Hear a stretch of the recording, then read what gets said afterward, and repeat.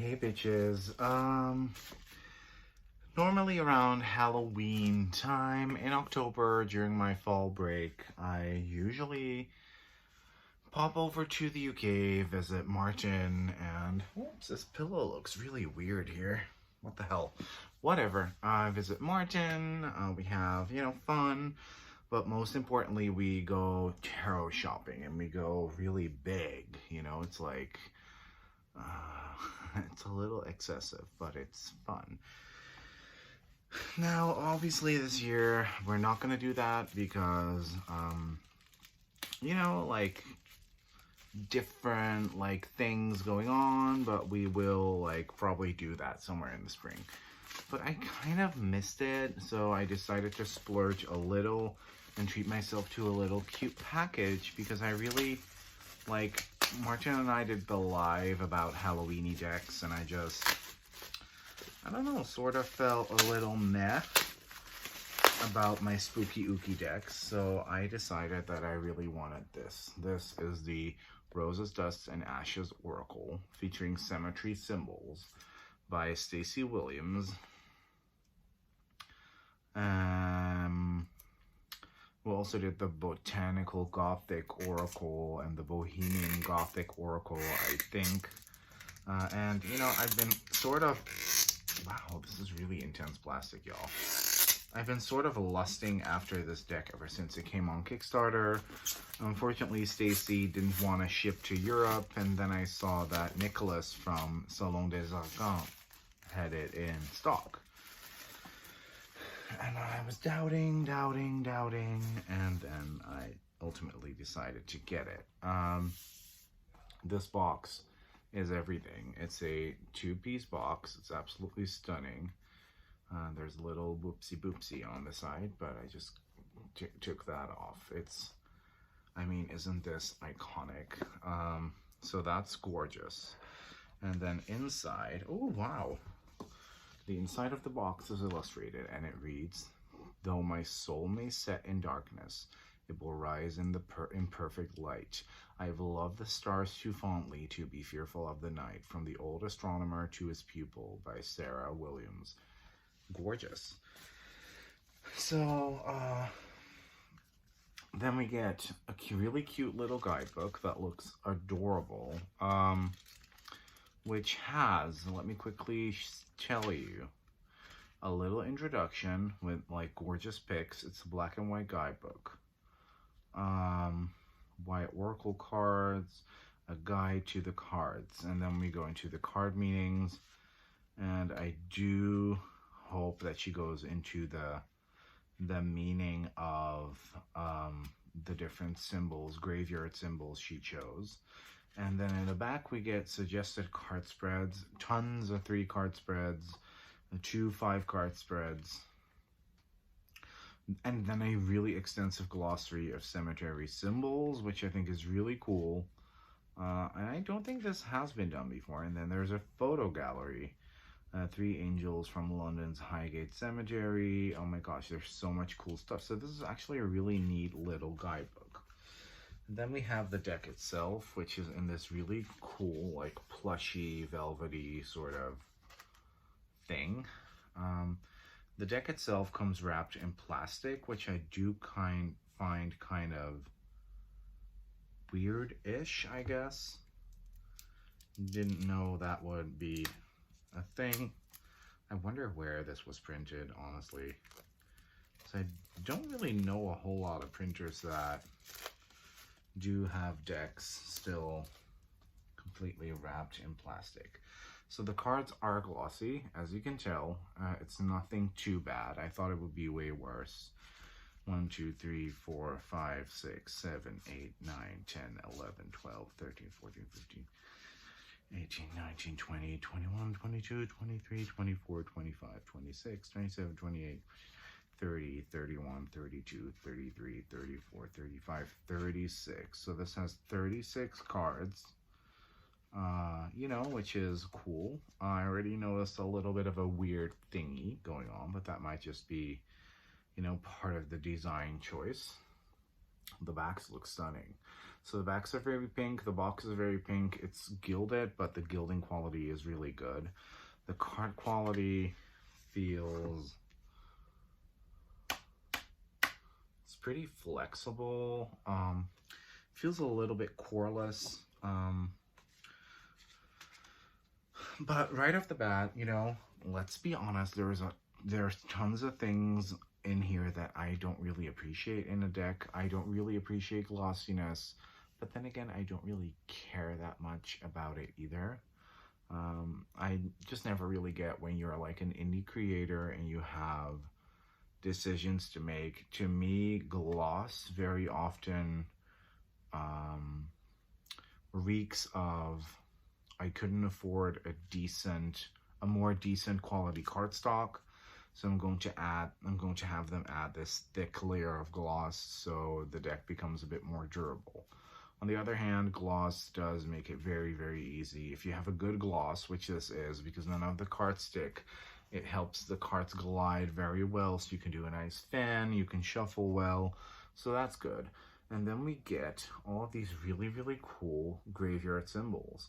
And what I also found really, really interesting is that we get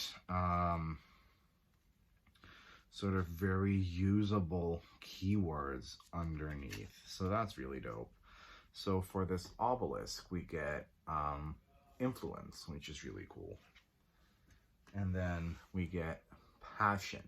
And all of these symbols that are gorgeously illustrated, by the way, I'm going to put them back in the box the way they belong, are illustrated by Natalie herself, which I think is really dope. Then we get freedom. So every symbol gets explained, and I do really like that. So this is not just some random, you know, cool gothic looking illustration. We get attachment. Sorry guys, sometimes I have to read a little bit. Ooh, curiosity. I really like that. I was really worried about the quality, but this is definitely gonna last. Innocence. And would it have been nice to have been able to get this as a Kickstarter? Yeah. But then again, I am really glad that I was able to get it after all. The portal. So, loving it, obviously, but I don't know if I can actually show. Yeah, I can. So you'll see little indentations right here. That is actually the back design. Because of the stamping, it's sort of indenting the fronts as well, which is why if you as a creator choose to have cool blingy backs, you need to sort of, there you can see it right there, you need to make sure you choose a cardstock that can actually handle the stamping, because your printer will not warn you about this. They will be like, oh yeah, we can do that, definitely. Truth is, they can physically do it, but look, can we see it here? A little bit, but not as bad as with the last card, but it's just not a very good choice. I do love this still. Strength with that lion statue. So we're getting lots of cool symbols. Wisdom, we get this oil lamp. And I don't know, this just screams very Halloween-y. Maybe over time the indentations will wear off, but I've come to notice that they don't really into the darkness. So these are card titles that I can work with very well. So that's really cool. What does this say? Grace. Love that. Really, really dope. Oh, I love this one. Never Forgotten. Really pretty with these flowers. Sacrifice with the sort of Celtic looking knot work in that cross. And I do like that everything has a place in the symbolism, so it's not just random bullshit. We get the calla lily for purity, which I like.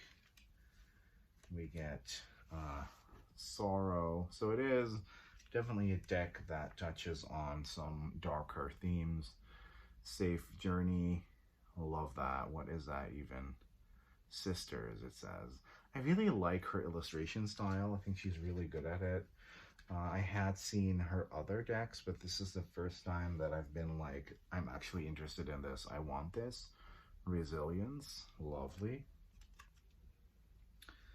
And then we get untold story. So these are really interesting keywords that I would love to work with more.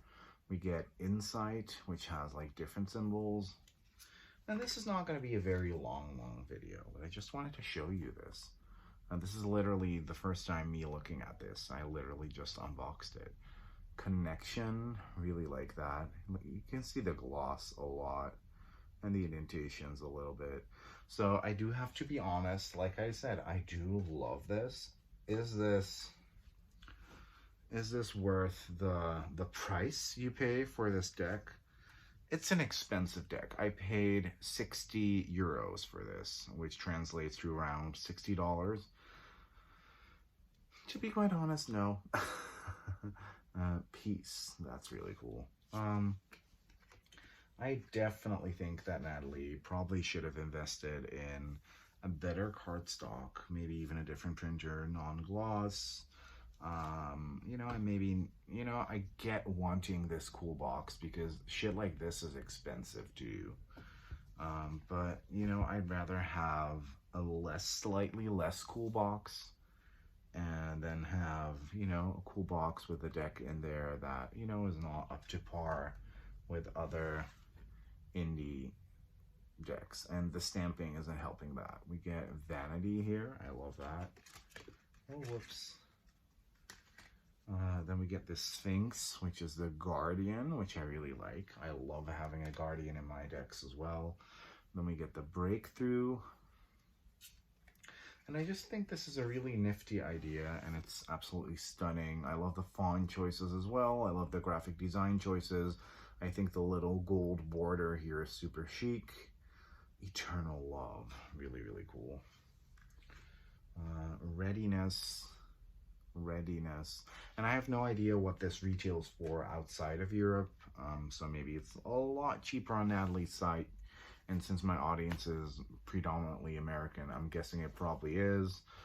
So that would, like, you know, like if this would have been like $10 to $15 cheaper, I probably would have all of these like little mistakes I've noticed would have been an immediate oversight for me. Rebirth. But at the price point that I managed to get the deck at, you know, you do become a little more critical. Happiness. Family. Oh, I really love this. I love this. So all of these illustrations are absolutely gorgeous. Time flies. I'm actually gonna like shuffle the shit out of this deck. This is one of my favorites. Eternity with that Celtic knot. Really gorgeous. I'm definitely gonna shuffle and do a little guidebook entry. Victory, that's really stunning too. Hope, love this Hope. That reminds me of the Hope High Waters card from the Kipper deck. Then we get another favorite, Humility. And last, we get Purpose, which is really cool. And then we get the gold stamp, this gold stamped 36, which is just a smidge off center. So, and you know, I am that kind of girl who will like go to the creator's Kickstarter and look for like other comments that talk about these little flaws, and there were quite a few. Some even having like worse problems than me with the little indentations and the skewed 36. So, you know, I really hope that Natalie going forward, Stacy, I should say, whoops, Stacy going forward chooses to work with a different printer. I think that's for the best.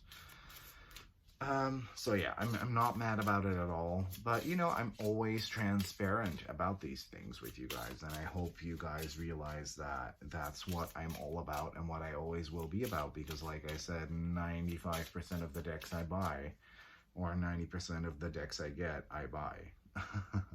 I did get this partially because Martin donated a little bit to me wanting to get this, which was really, really cute of him. It shuffles really well, honestly. I love the way this shuffles. But yeah, like I said, it's a 36 card deck. And now that I'm kind of sort of looking at them and like grasping the concept a little bit more, I think she is sort of trying to go for a more symbol slash Lenormand approach, Lenormand slash Kipper deck approach, which, which now I can sort of understand why we're getting that number of cards. We got 5, Curiosity. So let's open up the guidebook and let's see what she has to say about that. All right, so when it appears on old grave markers, a book is often seen as a symbol of knowledge and learning. This is often associated with the idea of a person's life story being written in a book and that their life should be remembered and celebrated. The book may also represent the idea of a person's life as a journey, and the book holds the record of the journey they have taken. The cemetery itself is a place of reflection and inquiry. It is, of course, a place where people pay their respects and grieve, but also a place brimming with stories, where one can take time to reflect on the lives of those who have gone before. It is a place of remembrance, where memories and stories can be shared and passed down through generations. You will gain a deeper understanding and appreciation for life's mysteries. Through your curiosity, a whole new world of possibilities will open up to you. In order to take advantage of these opportunities, you must take risks and embrace change with an open heart. This is so interesting because I pulled a card earlier that was sort of about this as well. It was about seeking outer wisdom, studying a bit more. So, like I said, I am in love with this deck.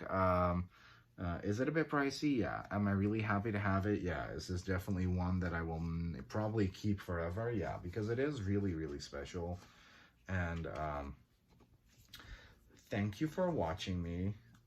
Thank you for... Oh, look at how gorgeous this book is. Look at that, though. I would have loved to have this finish on the cards as well. Just a matte lamination. That would have been gorgeous. Thank you for watching. I hope y'all liked my little quickie, unboxing of this gorgeous little Halloween-y deck. And bye, bitches.